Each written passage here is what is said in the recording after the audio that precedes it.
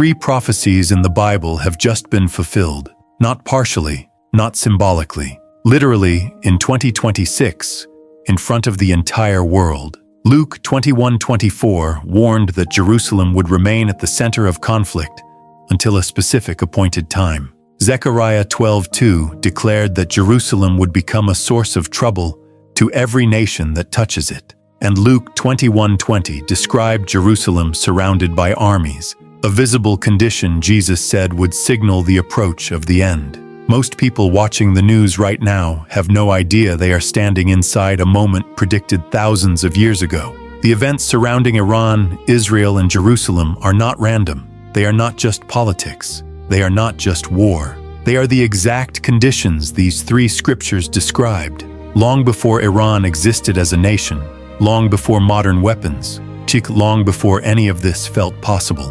And the fact that you are watching this video right now means you still have time to understand what is actually happening and why it matters more than anything else being reported today. To understand why these 3 prophecies matter right now, you need to understand what has been happening in the world leading up to this moment. For decades, Iran has been at the center of Middle Eastern tension, but something changed in 2026. The pressure that had been building for years reached a level that even secular analysts could not ignore. Reports from multiple intelligence sources indicated that Iran's nuclear and military positioning moved into territory that directly threatened the stability of Israel and the broader region.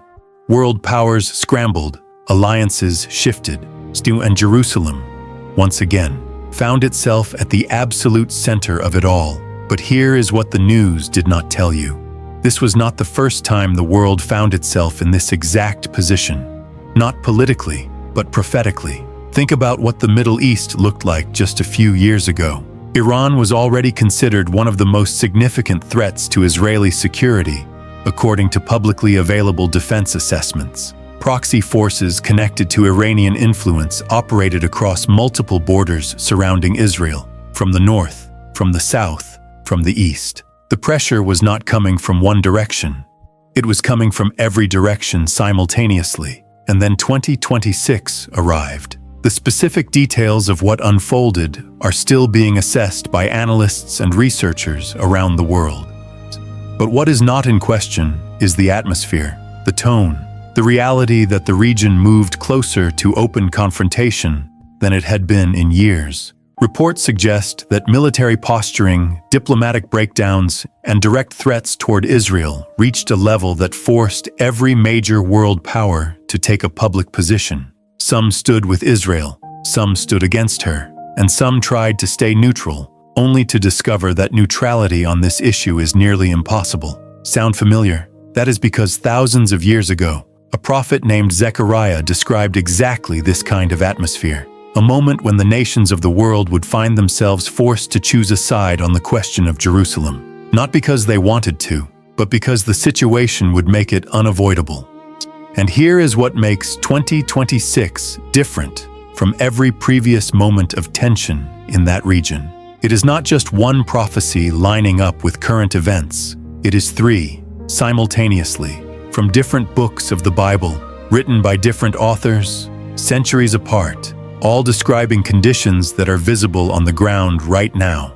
That is not coincidence, that is convergence. And before this video is over, you are going to see each one laid out clearly. You are going to see the scripture, understand what it actually says, and then watch it connect directly to what is happening in Iran, in Israel, and in Jerusalem right now. But the first prophecy, the one found in Luke 21:24, may be the most overlooked verse in the entire end times conversation, and what Jesus actually meant when he said it has been misunderstood for a very long time. Jesus was sitting on the Mount of Olives when his disciples came to him privately. They had just walked away from the temple in Jerusalem, and they asked him a question that has echoed through history ever since. What will be the sign of your coming and of the end of the age? Jesus did not ignore the question. He did not deflect it. He sat down and answered it directly. And in the middle of his answer, he said something that most people have read past without fully understanding what it meant. He said Jerusalem would be trampled by the Gentiles until the times of the Gentiles are fulfilled. That one sentence contains more prophetic weight than most people realize. Here is what Jesus was saying in plain terms. Jerusalem would go through a long period of foreign domination. See, outside powers, nations and empires that were not Israel would control, occupy, or influence Jerusalem for an extended season of history. But that season would not last forever. There would come a point, a specific appointed moment, when that period of Gentile dominance would reach its end. Now think about what that means for today. For nearly 2,000 years after Jesus spoke those words, Jerusalem was controlled by outside powers: Roman Empire, Byzantine Empire, Arab caliphates, Crusaders, Ottoman Empire, British Mandate. The list goes on. Jerusalem passed from one Gentile power to the next for century after century after century. And then something happened that stunned the world. In 1967, during the Six-Day War, Israel regained control of Jerusalem for the first time in approximately 2,000 years. That single event sent shockwaves through the biblical prophecy community because it aligned directly with what Jesus described. The long season of Gentile domination over Jerusalem was visibly shifting. But here is what most people miss. Jesus did not say Gentile influence over Jerusalem would end overnight. He said it would be fulfilled, meaning completed, brought to its full conclusion. And if you look at Jerusalem today, Gentile pressure on that city has not disappeared. If anything, it has intensified. The United Nations continues to pass resolutions about Jerusalem's status. World powers continue to debate who has rightful claim over the city. International organizations continue to place pressure on Israel regarding Jerusalem. And Iran, specifically in 2026, has been among the most vocal and aggressive forces challenging Israel's authority over its own capital. That tension is not random. It is the final pressure of a season that is reaching its conclusion. Think of it like a clock. Jesus set the clock in motion with this prophecy. The hands have been moving for 2,000 years, and the events surrounding Jerusalem right now, the international pressure, the military threats, the global debate, are not the clock starting. They are the clock approaching midnight. And that should make every person watching this stop and pay attention. Because here is what is remarkable about this prophecy. Jesus did not say Jerusalem might be at the center of end times tension. He said it would be. He did not speak in vague spiritual language that could mean anything. He pointed to a city, a real city, on a real map, that real nations would fight over until a real appointed time arrived. And today that city is more contested, more pressured, and more central to world affairs than at almost any point in modern history. Iran's position on Jerusalem is not a diplomatic disagreement. According to multiple public statements from Iranian leadership over the years, the very existence of Israeli sovereignty over Jerusalem has been repeatedly and openly rejected. That is not analysis, that is documented public record. And in 2026, that position moved from rhetoric closer toward direct confrontation. That is the atmosphere Luke 21:24 described. Not a future possibility, a present reality. But if that prophecy is striking, the second one is even more specific. Because Zechariah did not just describe Jerusalem being contested. He described exactly how the nations would respond and what would happen to every nation that tried to interfere. And what he wrote thousands of years ago reads like a warning that the world is currently ignoring. Zechariah was a prophet who lived and wrote approximately 520 years before Christ. He was not writing during a time of global superpowers competing over the Middle East. He was not writing during a time when Jerusalem was the center of international news cycles. He was writing during a period when Israel was a small, recovering nation trying to rebuild after years of captivity. And yet what he wrote describes the current geopolitical reality surrounding Jerusalem with a precision that is difficult to explain away.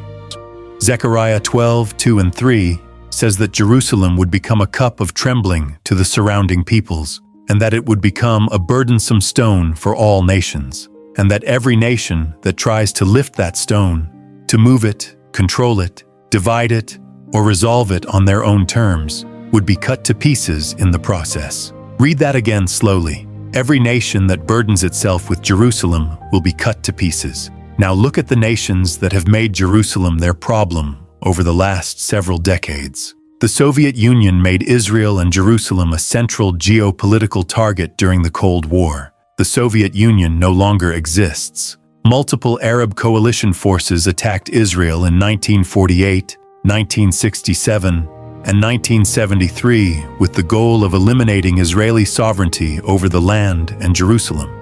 Each time they were defeated, despite significant military advantages. International organizations have passed hundreds of resolutions targeting Israel, more than any other nation on Earth according to publicly available United Nations records, and yet none of those resolutions have produced the outcome their authors intended. The stone keeps resisting every attempt to move it, and in 2026, Iran stepped further into that same pattern. Here is what makes Iran's involvement in this prophecy particularly significant.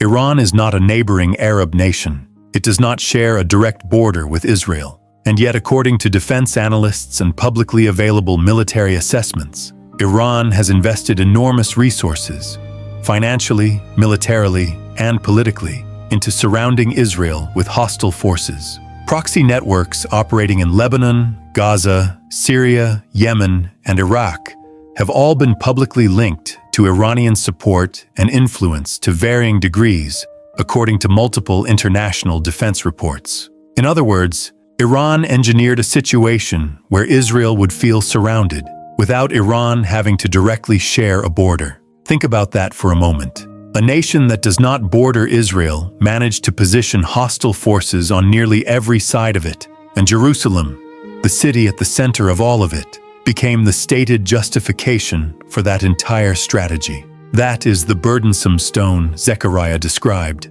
But there is something else in this prophecy that most people overlook entirely. Zechariah did not just say the nations would be troubled by Jerusalem. He said they would be cut to pieces for burdening themselves with it. That word, cut to pieces, in the original language carries the image of something being torn apart through its own aggression. Not defeated from the outside alone, but damaged by the very act of grabbing what does not belong to it. And if you track the trajectory of every major power that has made Jerusalem its central political or military obsession, the pattern holds. They do not walk away stronger, they walk away fractured. Now consider where Iran finds itself in 2026. Reports suggest that the economic, political, and military costs of Iran's regional strategy have placed significant internal pressure on the country itself. Analysts have noted, with varying degrees of certainty, that the very campaign designed to pressure Israel has created instability within Iran's own borders. Internal protests, economic strain, political fractures. The details are still unfolding and should be assessed carefully as more information becomes available. But the direction of that pattern aligns precisely with what Zechariah warned. The nations that grab the stone do not come away unharmed, and that should make every honest observer pause. Because this is not a prophecy written after the fact. It was not written to describe something that already happened. It was written centuries before any of these nations existed in their modern form. Zechariah saw this coming. But even what Zechariah wrote does not fully prepare you for the third prophecy, because the third one, found in Luke 21:20, is the most visually specific of all three. Jesus described a condition so precise, so visible, so unmistakable, that he told his followers they would be able to see it with their own eyes. And right now, in 2026, that condition is forming in real time. The first two prophecies dealt with atmosphere, with pattern, with the direction of history moving toward a specific destination. But the third prophecy is different. Jesus did not speak in general terms here. He did not describe a feeling or a trend. He described something visible, something that could be seen, identified, and recognized by anyone paying attention. And he connected it directly to the most serious prophetic event in the entire end times timeline. Luke 21:20. Jesus said, "When you see Jerusalem surrounded by armies, know that its desolation is near, when you see it, not when you sense it, not when theologians debate it, not when prophecy teachers speculate about it, when ordinary people, with their own eyes, can look at Jerusalem and see it hemmed in, pressed on every side, with military forces and hostile powers closing in around it. That is the signal Jesus said to watch for. Now stop and ask yourself an honest question. What does the military map surrounding Israel look like in 2026? To the north, Lebanon has been the base of operations for Hezbollah, a heavily armed militant organization that has publicly declared its opposition to Israel's existence. According to multiple international defense assessments, Hezbollah accumulated one of the largest non-state missile arsenals in the world over the past 2 decades. That arsenal sits directly on Israel's northern border, pointed south, toward Jerusalem. To the northeast, Syria has been a corridor of Iranian military influence for years, according to publicly available reports from defense research organizations.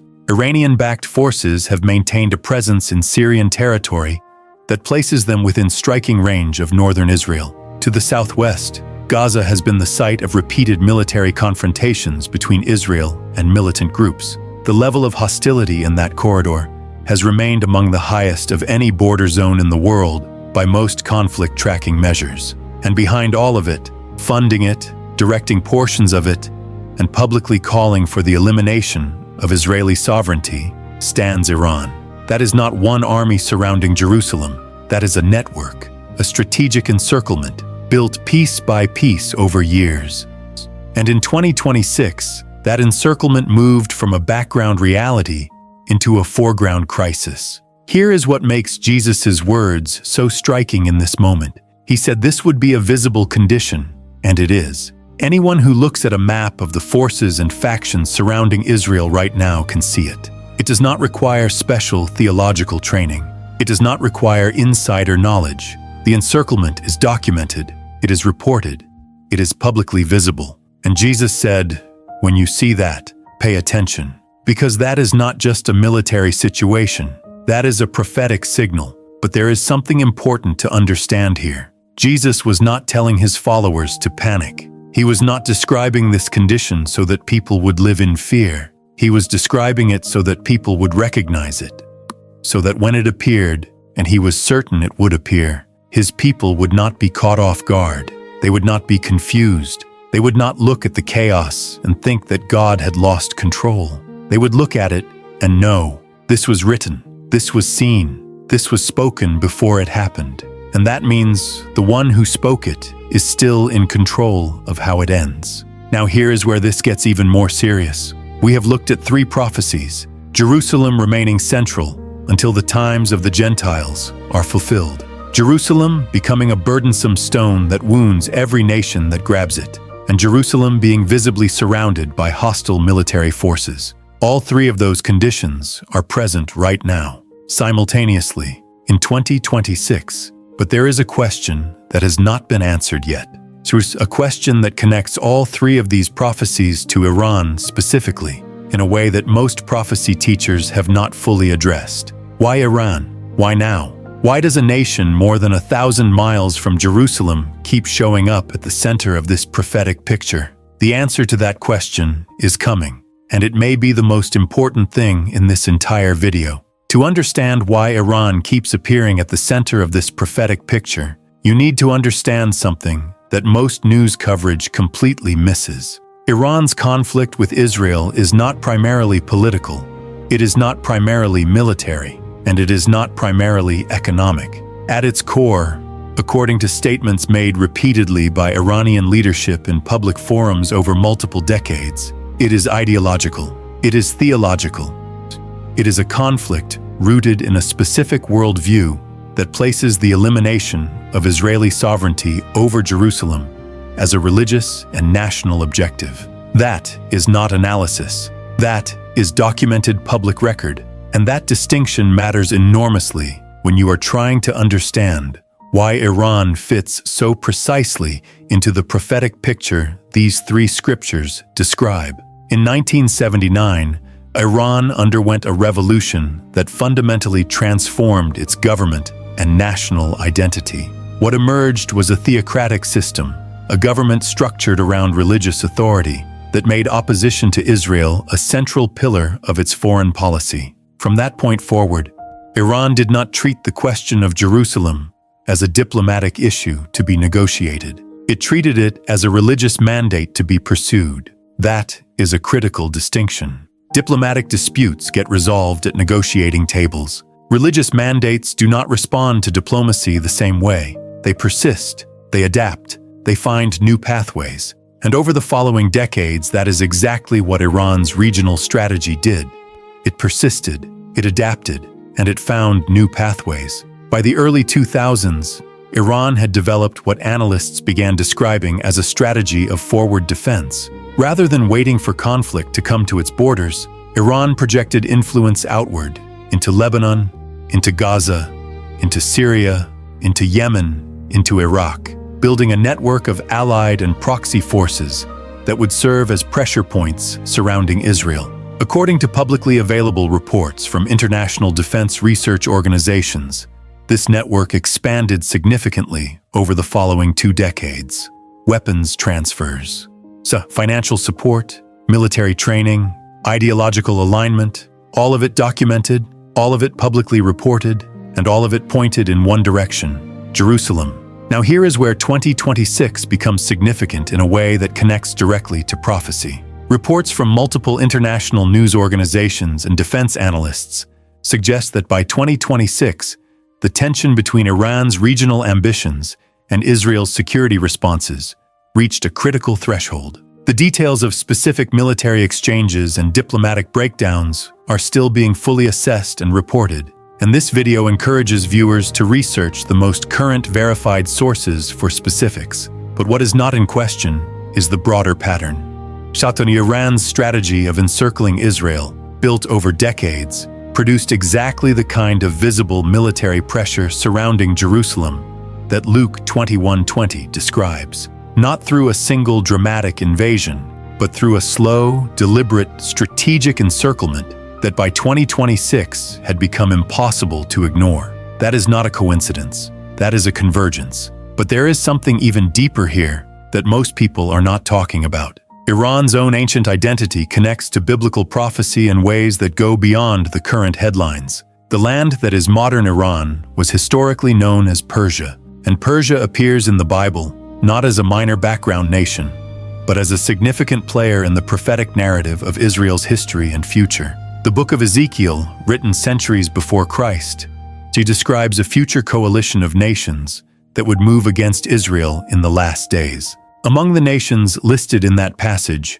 in Ezekiel 38, is a territory that many biblical scholars have historically associated with the region of Persia, which is modern Iran.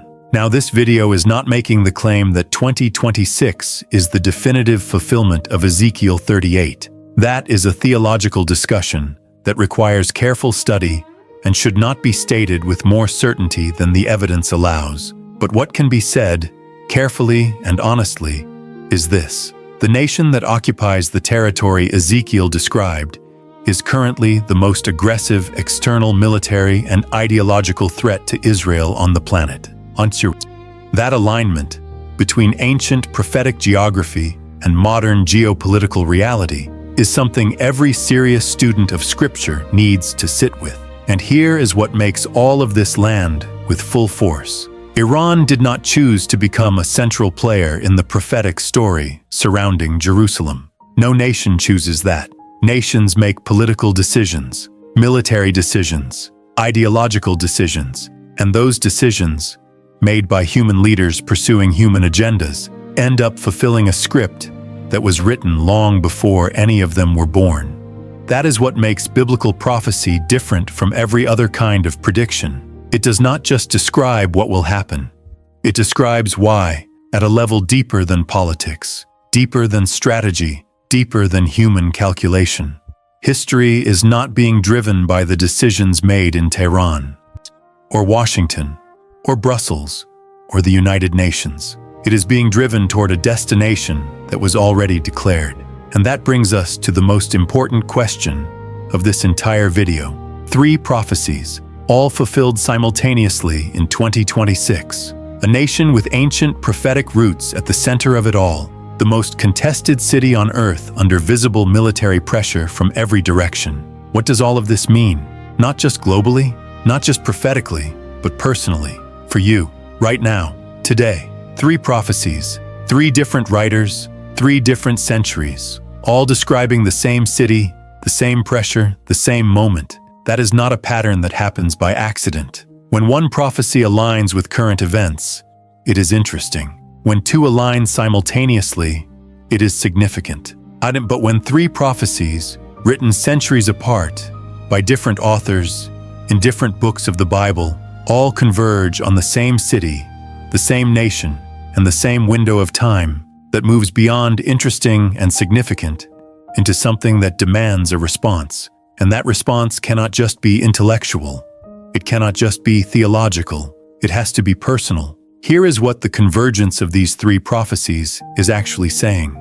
History has a destination, not a vague spiritual destination, a specific, declared, prophetically mapped destination that the Bible has been pointing toward for thousands of years. And the events of 2026, the pressure on Jerusalem, the military encirclement, the nations burdening themselves with a stone they cannot move, are not the beginning of that destination. They are the approach to it.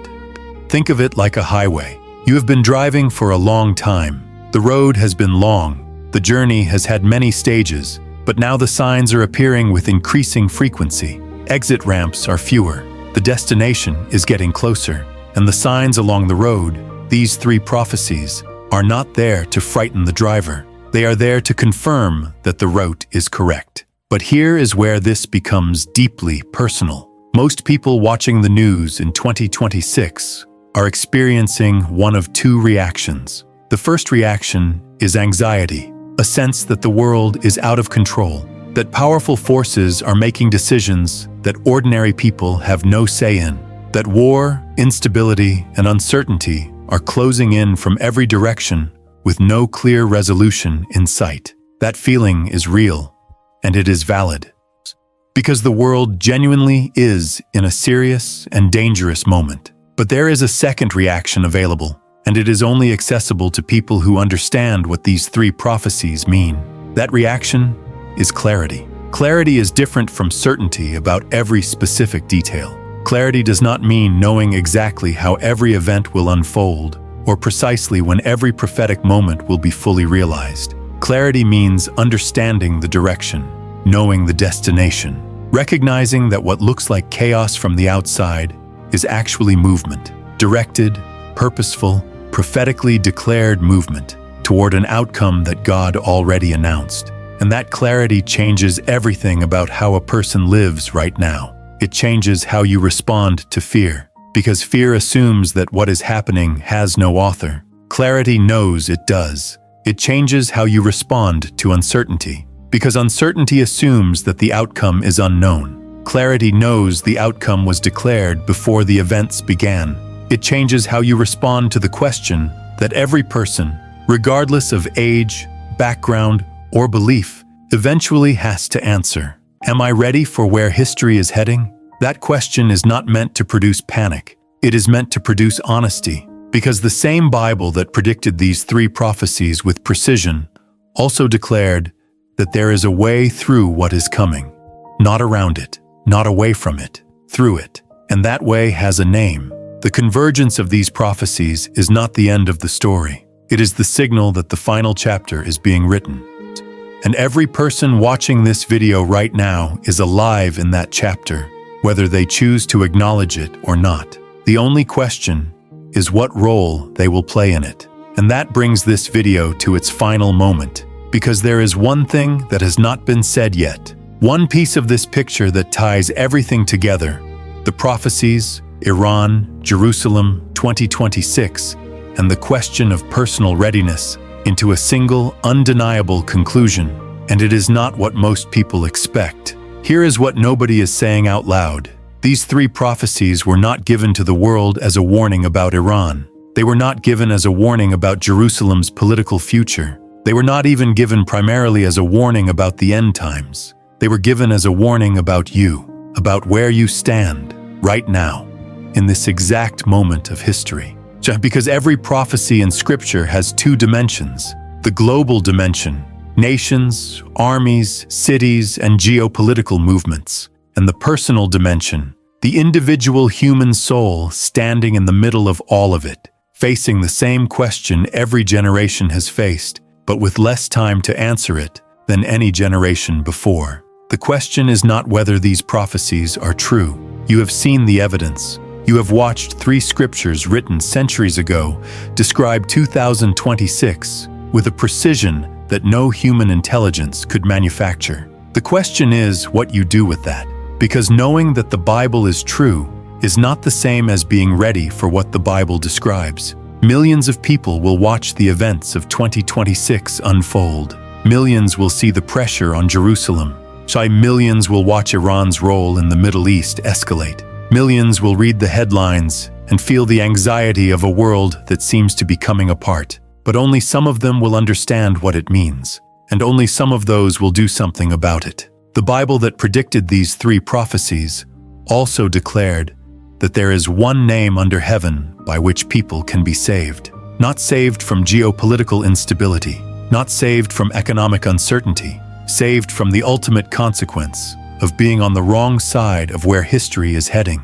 That name is Jesus Christ. And here is what is remarkable about that. Every prophecy that has been fulfilled increases the credibility of every promise that has not yet been fulfilled, including the ones about what happens next. Right now, if this video has stirred something in you, type the word "ready" in the comments. Not because it is a ritual, not because it changes anything externally, but because declaring where you stand matters. It always has. And if you think this convergence of prophecies is significant, there is one more prophetic connection between Iran and the Bible that was not covered in this video. A connection that goes deeper than 2026, deeper than the current headlines, deeper than anything discussed here today. It is found in a passage that most people have never connected to Iran at all.